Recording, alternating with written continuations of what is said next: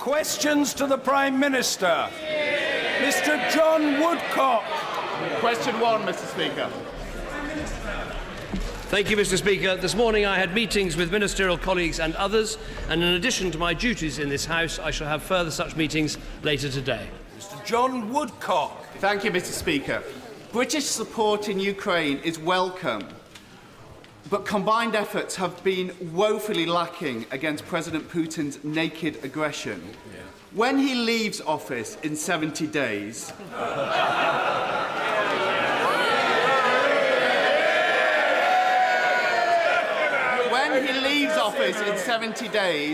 is he content for his place in history to be the Prime Minister whose weakness left Britain mired in years of conflict? At the end of this Parliament, I believe those on this side of the House can be proud of the fact that we closed the massive black hole in our defence budget left by the party opposite. We can be proud of the fact that we see Voyager airplanes flying out of Bryce Norton. We can be proud of the fact we're building 2 aircraft carriers. We can be proud of the fact we've got the Type 45 destroyers. We can be proud of the fact that submarines are rolling out of his constituency and into the seas of the Atlantic to keep our country safe. Sir William Cash. Thank you very much, Mr. Speaker. My right honourable friend strongly supported my Gender Equality Act last year to protect women and girls from FGM and similar abominations. My amendment on report to the Serious Crime Bill to protect young girls and women at risk from FGM in this country gained 272 votes. There were many deliberate abstentions, but it was defeated by a 3-line coalition whip. Following a letter from the Minister before the report stage, several matters remained unresolved. I tried to intervene, but I wasn't allowed to do so. Will my right honourable friend write to me and explain how these young girls and women will be fully protected under these guidelines, under this Act and otherwise? Yes. Well, first of all, can I commend my right honourable friend for his bill and for the campaign that he has waged in favour of that bill and for equality in how we deliver aid and in this vital area. On the specific issue of the piece of legislation he's referring to, my understanding is that we believe that the law as drafted covers the point that he is concerned about. I will, of course, write to him, but let me be absolutely clear. I think the work that we're doing, I think supported right across the House in terms of combating FGM and forced marriage and making sure there are real rights for women in our country and across the world, is of vital importance. Ed Miliband.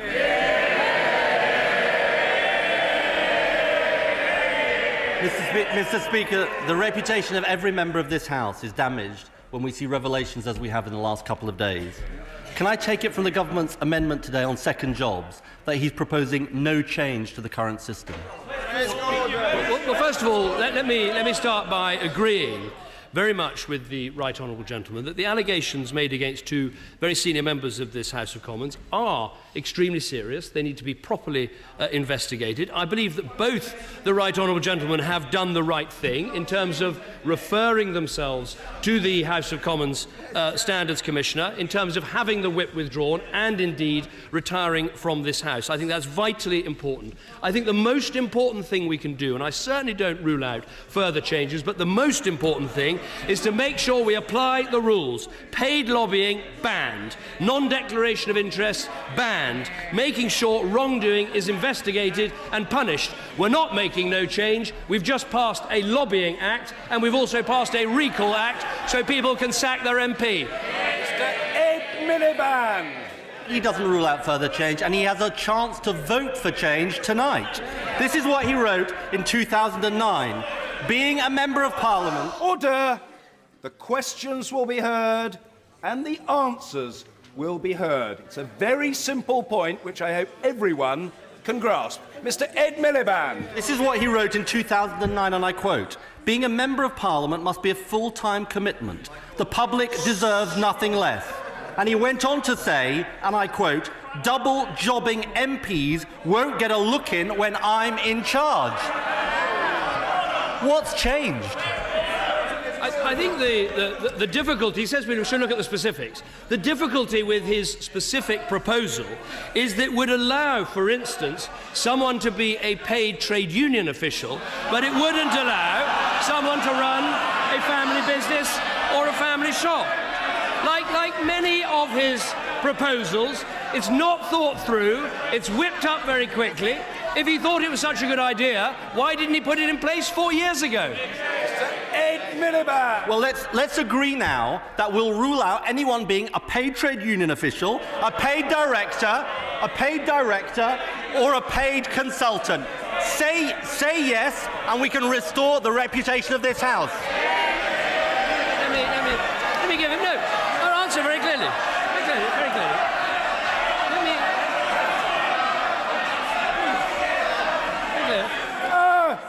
Mr. Efford, calm yourself. I fear you're about to explode, man. Get a grip. We must hear the answer from the Prime Minister. I'm afraid it's not the only problem with his proposal. Let me take another problem with his proposal, with his cap on earnings, and let me say this. Let me take a specific example. Let me take a very specific example. The Honourable... I've got as long as it takes. Let me take a very specific proposal. The Honourable Member for Stoke Central, who is Labour's education spokesman. Now, he earned last year over a 10% cap in terms of being a college lecturer. Now, I happen to think that's a very good thing. He brings to this House some outside experience, and he tops up that experience. I have to say it's a pity it doesn't show up in his education policy, but nonetheless, it is a good thing. But fundamentally, there is a disagreement between the Right Honourable Gentleman and me. I think Parliament is stronger when we have people with different experiences coming to our House. But we must impose strict rules and punish people when they get it wrong. Definitely make progress. Let's agree to the principle of a cap, and we can consult on the level of the cap. But what's in the motion today is something very specific, which is being a paid director or a paid consultant. Now, I've said from this dispatch box that we will also ban people being a paid trade union official. The offer he made to me, I repeat the offer to him. Let's get it done. Let's agree this to restore the reputation of this House. Yes or no? The problem is the proposal in front of us allows paid trade union officials, but doesn't allow someone to run a family business. I have to say, Mr. Speaker,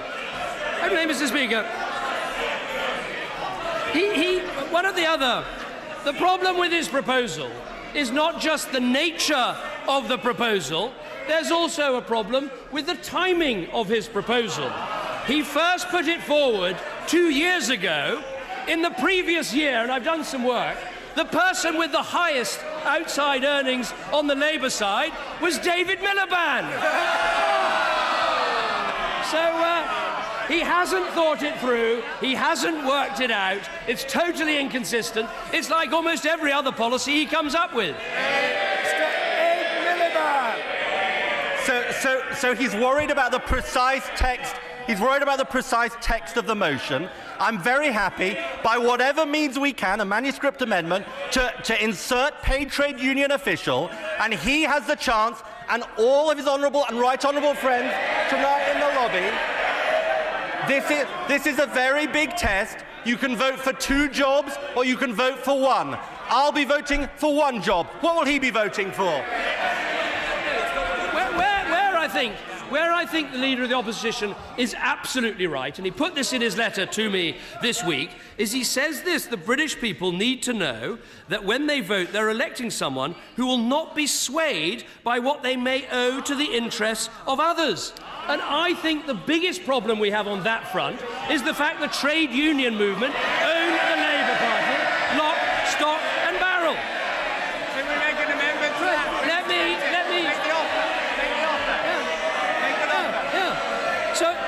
So I make an offer to him.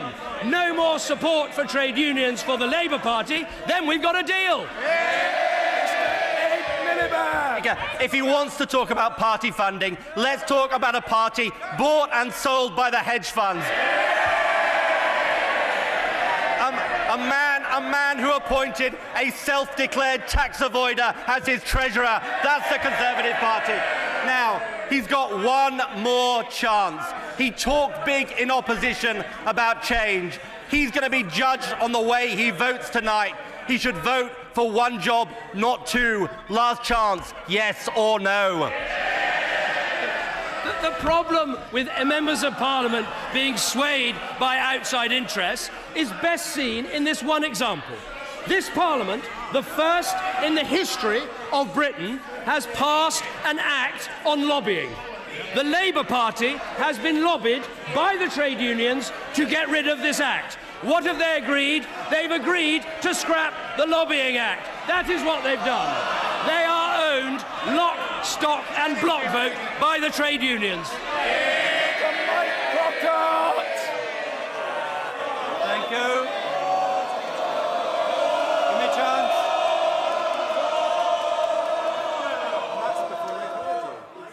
Art. Thank you, Mr. Speaker, and thank you for the welcome. I have harangued the Prime Minister on many previous occasions to do more on nuisance calls. So it is right today that I thank the Government for the announcement made on the subject by DCMS this morning. But of course, vulnerable consumers will still be targeted today and tomorrow by vicious scammers who will pay no heed to this announcement. So can I politely ask that he will do all he can to help me set up a national call-blocking scheme to protect these vulnerable consumers, both in his constituency and in mine?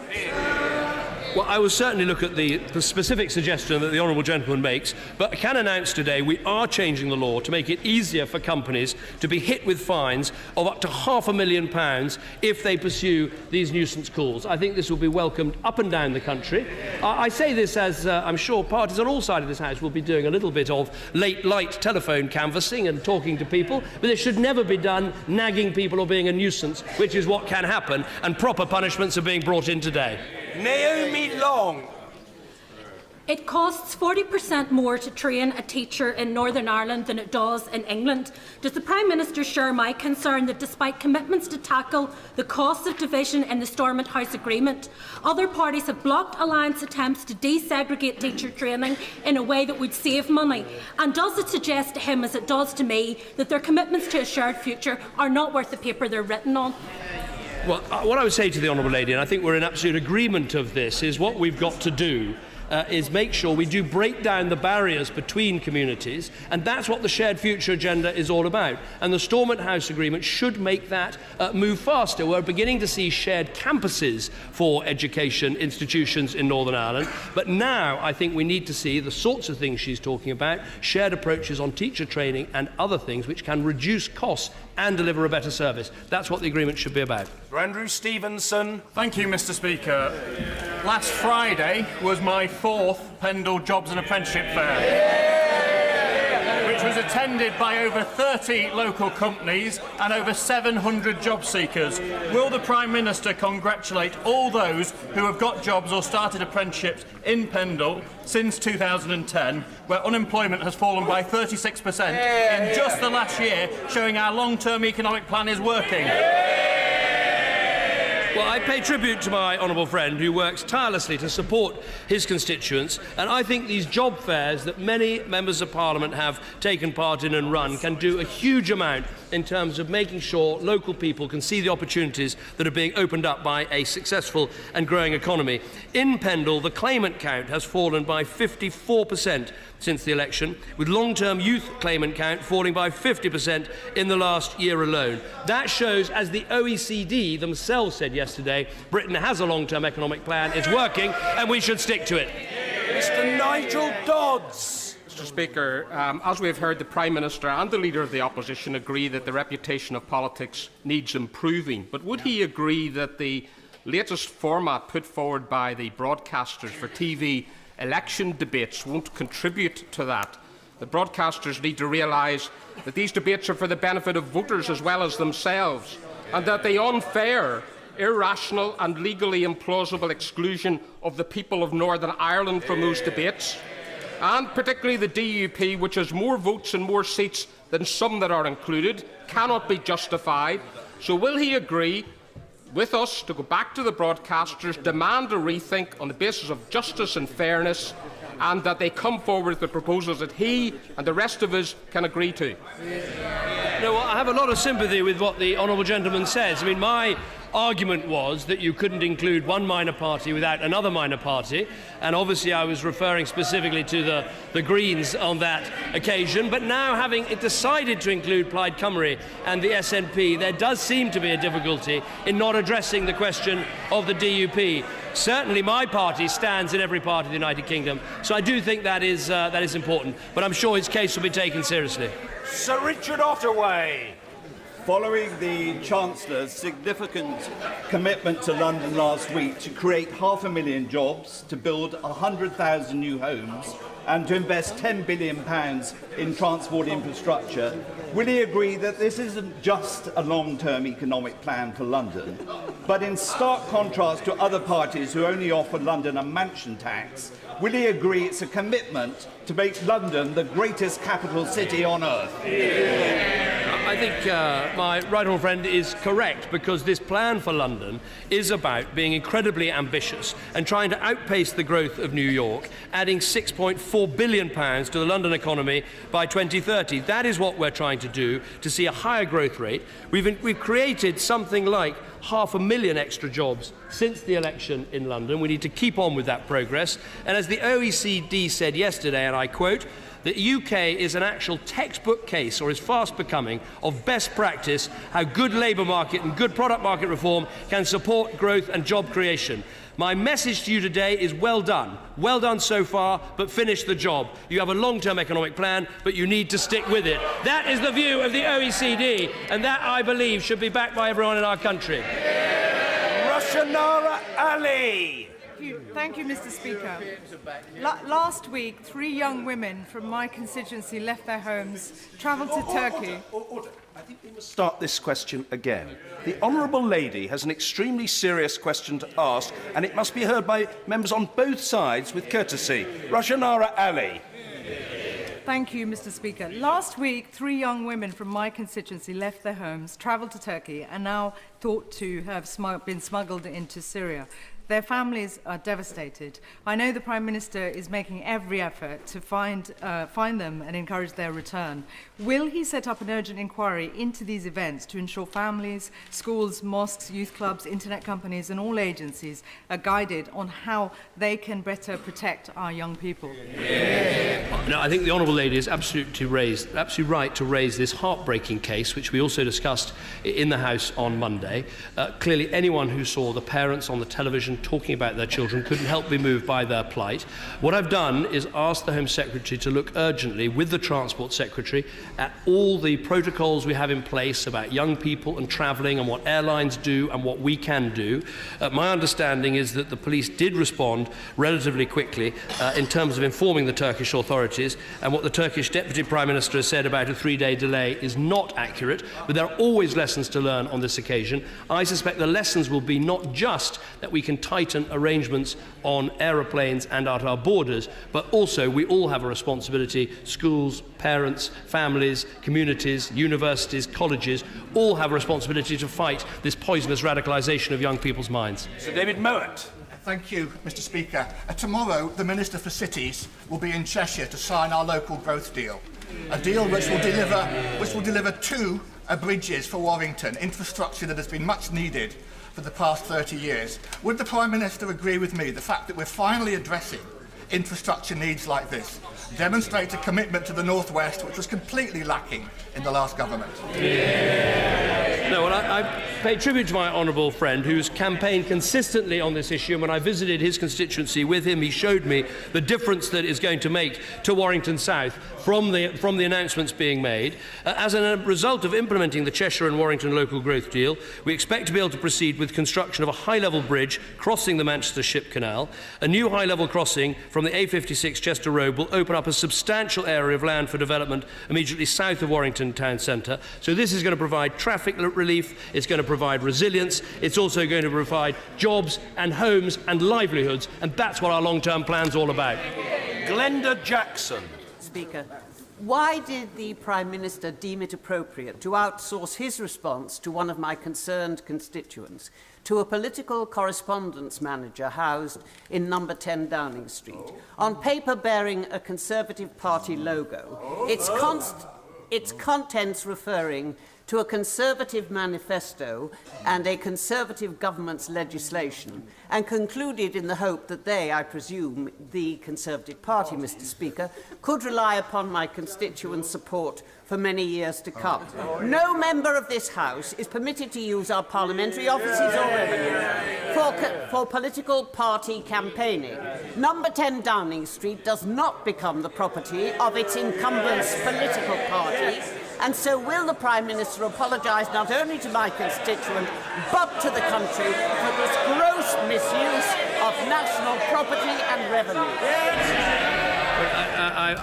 What I say to the Honourable Lady is that if a letter was sent from her to me to be answered, but those letters should always be answered by the Prime Minister to other members of Parliament, and I will look into what happened in that case. Let me put on record how hard the correspondence unit work, because they get thousands of letters, including from members of Parliament, every week of the year. So I will look into that and make sure she gets a proper reply from me. But let me say to all those living in Hampstead and Kilburn, they'll be getting lots of letters from me in the coming weeks.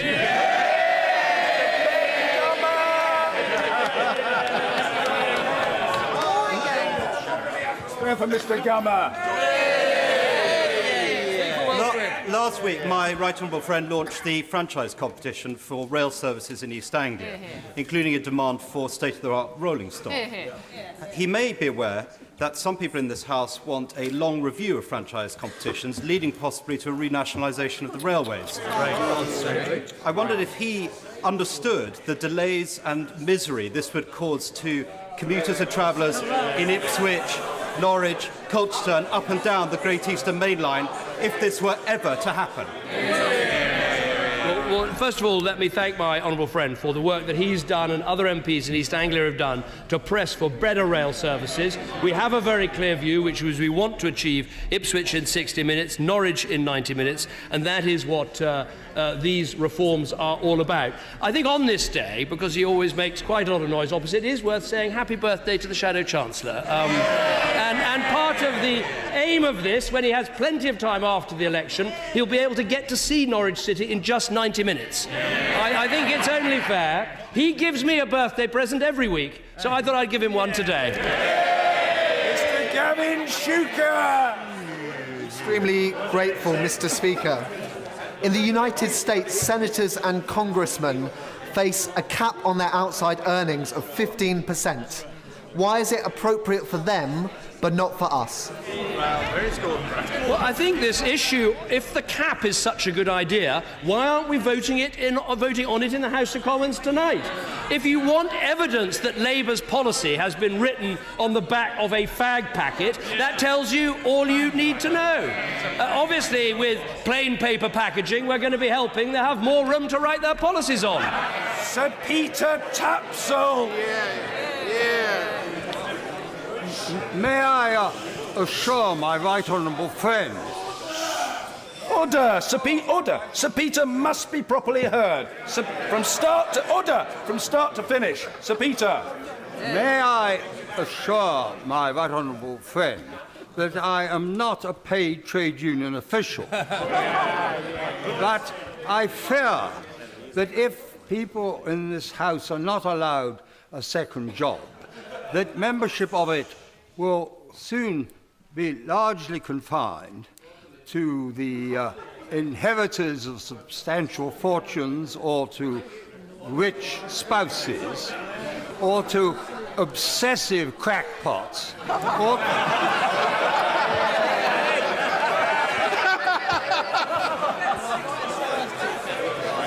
or to those who are unemployable anywhere else. I just want to be clear, the Father of the House does not fit into any one of those categories. But I think he makes an important point. I mean, I think Parliament is stronger because we have people with different experience. When you look around this Parliament, we've actually got practising doctors in this House, we've got practising dentists, we've got people who take part serving our country in Afghanistan or Iraq, and we do have people who run family businesses or have other interests. What you want is a parliament that actually where people can come and share their experience and make some points, instead of just having a whole lot of trade union-sponsored ciphers.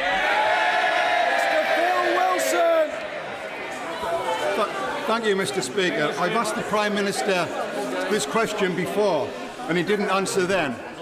How many jobs should an MP have? What I would say is, I mean, at the moment, I am both the Member of Parliament for West Oxfordshire and I'm the Prime Minister. Now, to be honest, I do constituency work every day. But I would be misleading the House if I said I spent more time on my constituency work than being Prime Minister. And I think that's worthwhile reflecting on. Sir Tony Baldry! It's being so successful, I wonder if my right honourable friend, for the convenience of the House, and particularly for members opposite, could set out the details of our long-term economic plan. Well, I'm grateful to my honourable friend. The plan is about skills, it's about infrastructure, it's about jobs, it's about cutting taxes, but above all, it's about people's livelihoods. It's about securing jobs and livelihoods for people across our country. And the fact that Labour cannot talk about the economy any week when they come to this House is because we've created 1,000 jobs every day this government has been in office. They're keen to talk about second jobs because they don't want to talk about the jobs revolution in our country. They don't want to talk about the apprenticeships. They don't want to talk about the business creation. They don't want to talk about the OECD and the fact that our economy last year grew faster than any other major economy in the West. They can't talk about the economy because they got nothing to say about it. Mr. Speaker, is the Prime Minister aware that as a result of a 40% cut in the disabled students' allowance, many disabled students say that they will not be able to, they might have to drop out of the courses they're on? Will he undertake to take an urgent review of that problem? Because obviously I'm sure he doesn't want that to be the case. Now, I have looked specifically at this issue and had a constituency case connected to this issue, and I will go back and look over it again and perhaps write to the honourable gentleman. But it is important to recognise with the reform of disability living allowance going into personal independence payment, actually there will be more of the most disabled people getting paid at the higher rate. Glyn Davis! Thank you, Mr. Speaker. I know the Prime Minister shares my enthusiastic support for organ donation and shares my joy that there has been a 63% increase in what is the most wonderful gift that anyone can give since the Organ Donation Task Force reported in 2008. Will he take an opportunity? Order! I apologise for interrupting the honourable gentleman. It is discourteous to interrupt an honourable member in the middle of his or her question. Let's hear what the honourable gentleman has to say. It's a matter of manners. Thank you, Mr. Speaker. Will the Prime Minister take an opportunity, should one arise, an early opportunity, to join me in helping raise awareness of this wonderful achievement and to help drive on the creation of ever more and greater success in the future? Well, I absolutely agree with my honourable friend. I think we have seen a very substantial increase in organ donation, and that's been done without moving to a system of presumed consent, which I know the House discussed and voted on previously, which I was not in favour of. But I am in favour of doing more to lead by example, to make sure the best hospitals are pursuing the best practice, and there has been a remarkable increase. So if there's anything I can do to help with his campaign, I'd be delighted to do so. Thank you, Mr. Speaker. The Lobbying Act, which the Prime Minister mentioned earlier on, did absolutely nothing to affect those who are lobbying for commercial gain, specifically for commercial gain. Will you now introduce a register of professional lobbyists so we'll all know, not to stop it, but so that we all know what they're up to? Well, first of all, before I answer his question, can I first of all congratulate him on being appointed as the new chair of the Parliamentary Labour Party, where I hope that in 70 days' time he'll be able to conduct a root and branch inquest into what went wrong. But let me answer his question very specifically. if he supports the Lobbying Act, can he explain why trade unions in Britain have lobbied the Labour Party to get rid of the Act? If we want an example of what's wrong with British politics, it's the massive money that goes from the unions to the Labour Party that buys their candidates, buys their policies, and the only reason their leader's sitting there is a bunch of trade union barons thought he was more left-wing than his brother. That's what's wrong with British politics, and that's what needs fixing. Thank you, Mr. Speaker. When the Prime Minister wrote to my local newspapers heralding the work done to bring superfast broadband to Somerset, was he aware that, according to the government's own figures, Somerset has 41% coverage at the moment, but BT's monopoly means that it'll be the only organisation which is able to bid for the next phase of connections, which offers very little hope for residents and business people in my area without access to superfast broadband. And what's he going to do about that? Well, what we're going to do is continue spending record sums on broadband rollout. We've seen across the country he's almost doubled from the 40% that we inherited. There's more to do in the most rural areas, including in her constituency. All local councils now have searchable websites so people can see when they expect broadband to get to their area, and we need to look at creative solutions to make sure we get to the last 5%. It's a very important part of our long-term economic plan, and that can only be secured by a Conservative majority government. Clive Efford.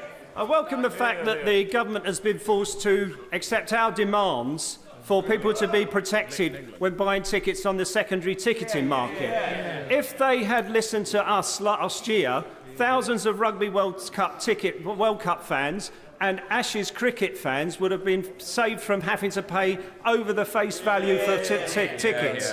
Why is the government always on the side of people like bankers and tax dodgers and the organised gangs behind ticket touting on the secondary ticketing market and never on the side of ordinary people in the street? This is something that's happened after 4.5 years of a Conservative Prime Minister that never happened after 13 years of a Labour Prime Minister. But I tell you whose side we're on. We're on the side of working people because we're getting them jobs, we're cutting their taxes, we're helping with childcare, and we sit opposite a party. That's the party of Len McCluskey and the trade unions. John Leach. Thank you, Mr. Speaker. Does the Prime Minister agree with me that, hot on the heels of devolving powers on transport and housing, the welcome announcement that Manchester will take control of its £6 billion NHS budget shows the Coalition's commitment to local decision-making for Manchester, in stark contrast to the Labour government that oversaw the closure of Withington Hospital from Whitehall? No, and I think my honourable friend is absolutely right to say this is an important breakthrough. It's made possible by our reforms. It's going to help bring the NHS and social care together. The Shadow Health Secretary, who presumably knew absolutely nothing about this, doesn't understand that 8 Labour authorities in Greater Manchester have been talking to us and working with us about how to make this a reality. What a contrast. People working together to improve the NHS instead of trying to weaponise it across the dispatch box. Thank you, Mr. Speaker. Last year, more than 3,000 desperate migrants drowned in the Mediterranean. Several hundred have died this year already trying to reach a place of safety. Many people, in absolute desperation, turn to traffickers to try and escape the crisis in Libya and many other places. They're victims of war, they're victims of oppression. The European Union is closing down Mare Nostrum, which has saved a very large number of lives, and instituting instead something that will only protect Europe's borders, not search and rescue people. Will he go back and ensure that Europe adopts a humanitarian approach of saving these desperate people and supporting these desperate migrants that are trying to survive, that's all, survive in Libya? I think the honourable gentleman makes a very important point, but I'm afraid the statistics don't necessarily back up the case that he's making. Mare Nostrum was a genuine attempt by the Italians to try and help deal with this problem, but I think I'm right in saying more people died during the operation of that policy than when it was brought to an end. I think there are answers here. We need to make sure we press ahead with the modern slavery bill, which is doing a huge amount, a historic piece of legislation taken through by this government to deal with the problem of people trafficking. And yes, we need to do more to stabilise countries like Libya and other countries on the Mediterranean from which many of the problems are coming. And that only underlines the important work that our development budget does. Order.